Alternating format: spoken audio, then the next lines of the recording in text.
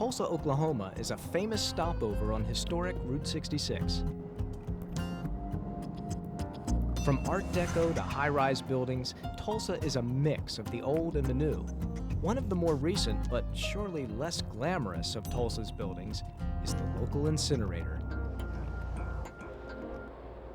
The incinerator of Tulsa's past was a smaller version of this fiery beast. Who could tame this red brick monster? Maybe Ron and Patty Fleming. Both are artists with an eye for the unusual. I said, man, this would really make a neat place. It'd be a nice place to live. It would be a totally different environment, and we can do with it what we want to do with it. Abandoned sometime in the late 1940s, the incinerator sat on a dead-end road. Surrounded by trees, it seemed like the perfect hideaway for Ron and Patty. It's kind of tucked away from the maddening crowd, so to speak. That remoteness appealed to them both. Patty and Ron weren't sure just what they were going to do with this empty brick shell, but somehow it spoke to them. We were just so excited.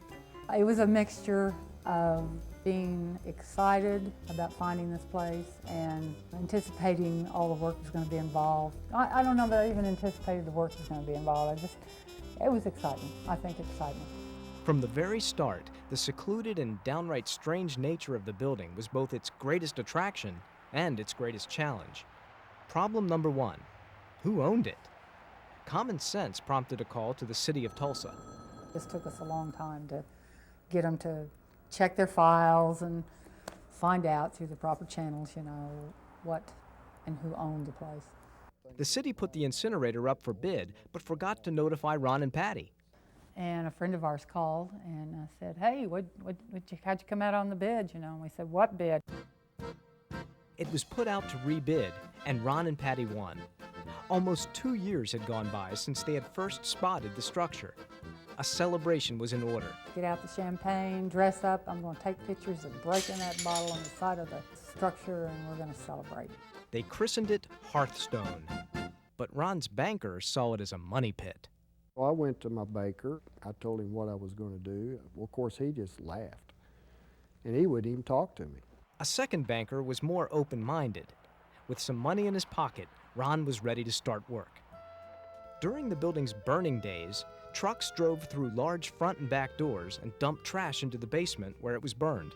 It's like cleaning your fireplace out, only this thing is like the full length of the building, 14 foot deep. The whole bottom area was full of ashes, and I guess when it was abandoned or closed, they just walked away.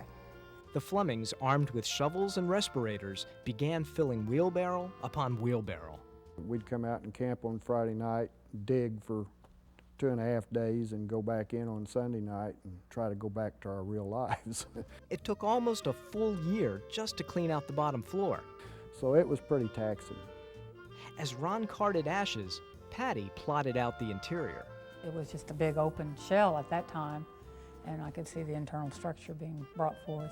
What Patty was envisioning was not just a home. I wanted to have trees in it. Stepping into Hearthstone would be like entering another world, a place where nature, artwork, and the raw structure of the incinerator itself would all come together to create something totally new, a private paradise for Ron and Patty.